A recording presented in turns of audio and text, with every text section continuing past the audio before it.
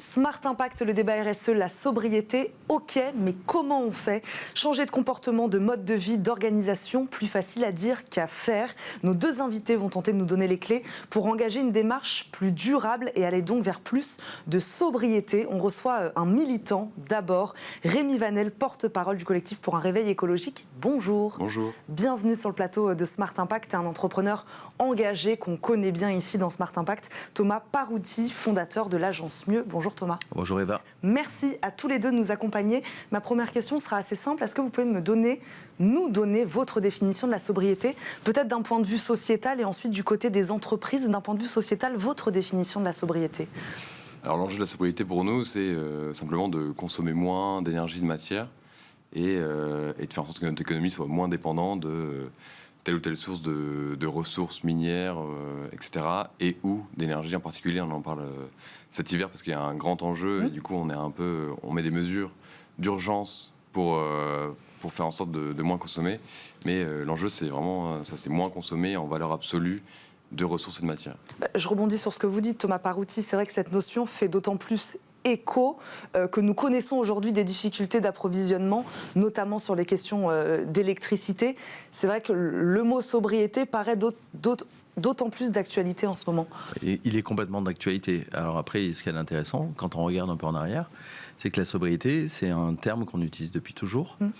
Sobrietas, c'est la tempérance dans l'utilisation du vin. Donc, voilà, c'est vraiment le rapport à l'alcool au départ, donc le contraire de l'ébriété. Et Aristote, donc 4e siècle avant Jésus-Christ, je crois, avait déjà critiqué la surconsommation, parce que il commençait à parler de sobriété. Après, on a vu que c'est un concept, entre guillemets, et une thématique qui est restée dans l'histoire. Au moment de la révolution industrielle, où il y avait de plus en plus de mécanique, de consommation, de production, là aussi, la sobriété est arrivée. Et après, il y a le rapport Meadows, les limites à la croissance. Enfin, c'est un terme qui est monté en puissance. Et aujourd'hui, la définition, entre guillemets, du dictionnaire, c'est une consommation avec retenue, sans superflu.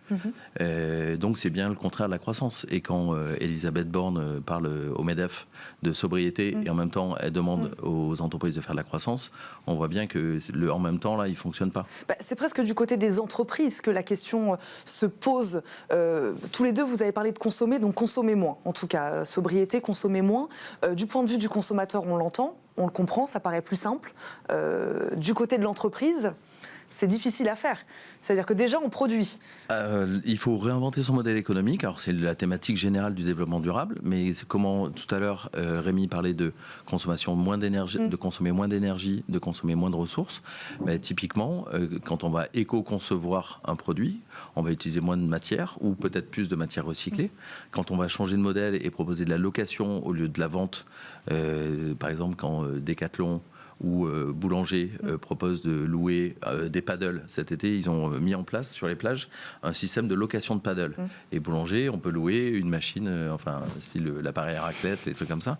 Et donc, du coup, ça veut dire quoi pour l'entreprise? Ça veut dire qu'ils sont obligés de produire un produit qui va durer plus longtemps, qui doit être réparable, qui doit être recyclable, parce que c'est eux qui en ont la propriété. Donc, on n'est plus dans l'obsolescence programmée, là. On est obligé de changer. Donc, ça veut dire, pour les entreprises, de changer de modèle économique. Après, pour les consommateurs, je ne sais pas si vous connaissez, il y a un truc qui s'appelle Bisou, que certains consommateurs utilisent. C'est, est-ce que j'en ai besoin? Est-ce que c'est immédiat? Ou je réfléchis 24 heures, 48 heures avant d'acheter? Est-ce que c'est utile? Est-ce que l'origine, d'où ça vient? Et donc, on remet en question son achat et son impulsion avec la méthode Bisou. C'est intéressant, cette notion de remise en question. Rémi Vanel, vous, comment ça s'est fait à un moment, cette prise de conscience? Parce que c'est vrai, quand on pense sobriété, on pense aussi peut-être un peu moins de confort à un certain moment. Questionner, re-questionner sa zone de confort. Qu'est-ce qui vous a fait le déclic? Alors déjà, je voulais juste revenir sur un point que vous avez pointé, sur le fait de la sobriété traite de l'électricité. En fait, la sobriété, c'est plus large quand on parle d'énergie. L'électricité, c'est 20 à 25% du problème quand on parle d'énergie. Tout l'enjeu derrière, c'est surtout la consommation des industriels et des ménages en termes de chauffage. Donc déjà, c'est un point quand on parle d'énergie, c'est sur ça qu'on se base, et pas forcément sur l'électricité. Alors, il y a un enjeu à court terme. Et après, sur le fait de de questionner la question de confort. L'enjeu, en fait, c'est de trouver des nouveaux récits, des nouveaux paradigmes dans lesquels justement, comme l'a dit le président de la République, sur l'enjeu d'abondance, voilà, on se rend compte qu'il y a des limites, en fait, à consommer des énergies, de ressources qui est directement liée. Et donc, il va falloir avoir de nouveaux modèles, des nouveaux objectifs. Et on le voit à travers les influenceurs. Là, il y a eu un débat avec le sujet Mbappé, le PSG. Et il y a tout ça à questionner. Quel est notre objectif en termes de consommation, d'énergie, etc. Il faut trouver des nouvelles voies pour questionner ça et arriver à des modèles économiques qui sont sobres en matière d'énergie. Mais ma question, elle était presque au niveau micro, c'est-à-dire au niveau du citoyen, remettre sa vie, ses modes de consommation en question. C'est ça aussi la question aujourd'hui. Oui, mais c'est pas ça change pas forcément le confort. C'est juste un autre type de confort. Par exemple, on va baisser un peu la température, on va mettre un pull en plus. Ça va pas changer la vie en soi. Et il faut pas voir la sobriété comme quelque chose de négatif. Alors à court terme, ça va être imposé, etc. Mais à moyen terme et à long terme, il va falloir que ça se planifie. Il faut que ce soit accompagné de politiques publiques aussi pour engager les gens, engager la société dans des nouveaux récits, dans des nouvelles formes de consommer qui vont changer et qui vont être plus sobres, du coup, moins consommatrices. Ouais, le terme Thomas de sobriété, Paretti. en Belgique et au Québec, il parle de simplicité volontaire. Donc c'est intéressant parce que c'est pas subi, c'est vraiment un choix. Et en anglais, c'est sufficiency. Donc en fait, le mot de la sobriété, en fait, on est sur une restriction, il n'est pas très positif. Et du coup, je pense que, comme le disait Rémi, il y a un gros boulot à faire sur les imaginaires. Quand on voit Mbappé ou des influenceurs américains, moi que je connais pas bien, mais sur l'utilisation du jet privé pour se déplacer en 15 minutes à un autre endroit, si c'est eux les référents culturels, on est mal. La bonne nouvelle, c'est que quand on regarde les études sur les consommateurs, il y a notamment une étude qui est faite par Greenflex chaque année. Pour la première fois l'an dernier, on a vu que 12% des Français étaient fiers de moins consommer. Alors, on peut les appeler décroissants, etc. Sauf que derrière, ça veut dire plus de circularité, plus d'occasions, par exemple. Si Vinted ou Le Bon Coin explose, dire que c'est une bonne nouvelle. Alors après, avec la fast fashion, si on est obligé d'acheter des trucs sur Vinted tous les 4 matins, il y a un vrai gros problème. Mais donc fier, il y a un côté valorisant, ça veut dire à consommer moins aussi, ou à consommer mieux. Le problème, c'est que certainement que les 12%, ils sont pas super fans de Kardashian ou je sais plus qui aux États-Unis.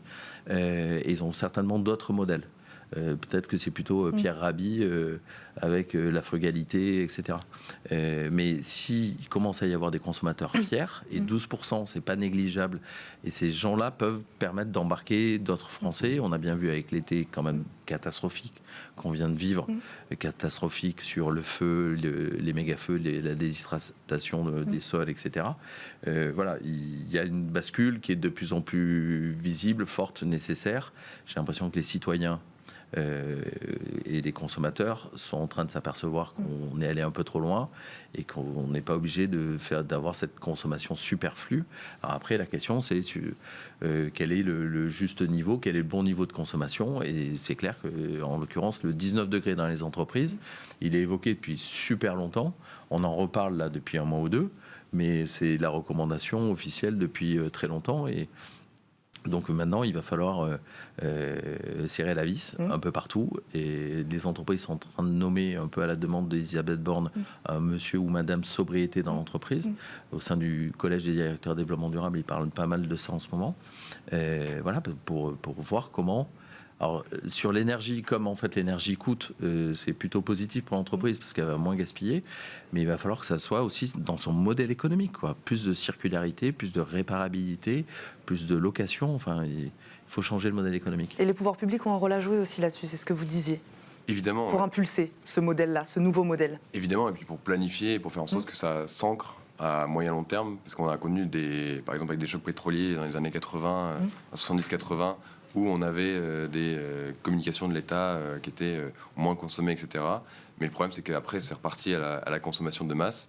Et l'enjeu, c'est de faire en sorte que ça s'ancre. Et au-delà de ça, c'est de faire en sorte aussi que les consommateurs qui ont plus de moyens et qui ont plus de levier du coup à moins consommer. Quand on parlait de confort, mais donc il y a certains qui ont forcément plus de moyens que d'autres. Par exemple, ceux qui vivent dans les passoires thermiques vont pas aller baisser leur chauffage parce que déjà ils n'arrivent pas à chauffer. Donc forcément les gens qui ont des grands logements, qui chauffent partout, etc., à des niveaux de température au-delà de 19 degrés ou des choses comme ça, et ben, il va falloir que ces gens-là fassent plus d'efforts que d'autres qui ont moins de moyens. Ouais, par définition. Aussi de la répartition. Par définition, c'est ceux qui gagnent le plus et qui ont les plus grands appartements qui doivent se restreindre en premier. La bonne nouvelle, enfin, c'est qu'il faut que ça devienne cool. Et par exemple, il y avait une campagne de back market là, il n'y a pas très longtemps. Et le reconditionner aujourd'hui, c'est plutôt quelque chose de très positif. C'est très valorisé par back market. C'est donc un autre marché. Et parler de reconditionner plutôt que d'occasion à valoriser ce marché-là. Et donc il faut qu'on reconditionne tout. Voilà, dans l'automobile, ça existe depuis longtemps. Voilà, il faut que tous les marchés maintenant prolongent la durée de vie des produits pour consommer moins de matière et pour que ça donne envie.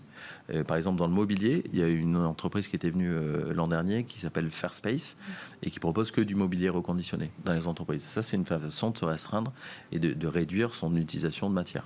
Bon, on va terminer sur cet exemple. Merci beaucoup à tous les deux d'être venus débattre dans Smart Impact, nous avoir expliqué un peu mieux ce que c'était que cette notion de sobriété aujourd'hui dans la société. Thomas Parouti, je le rappelle, vous êtes le fondateur de l'agence Mieux. Rémi Vanel, porte-parole du collectif pour un réveil écologique. Merci beaucoup à tous les deux d'avoir été avec nous. Tout de suite, on termine cette émission par la bonne idée du jour.